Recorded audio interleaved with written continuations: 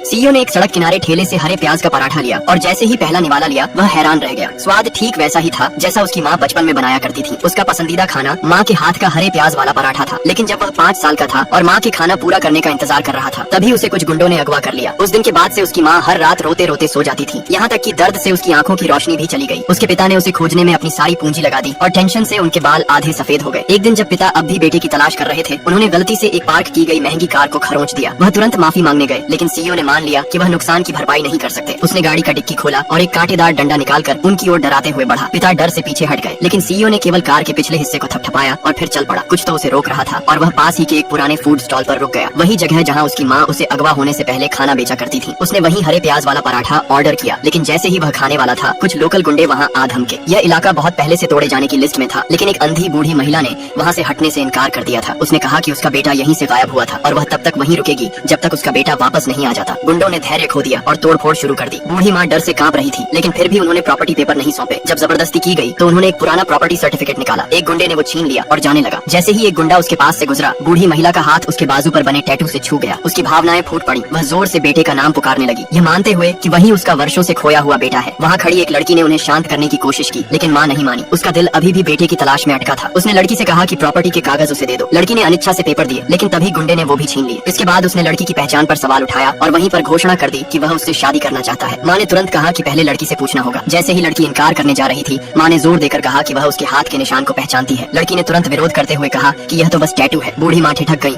और गुंडे से जवाब मांगने लगी। जब उसे लगा कि उसकी सच्चाई सामने आ गई है, तो उसने माँ को धक्का दिया और लड़की को जबरन खींचने लगा, लेकिन तभी सीईओ आगे बढ़ा।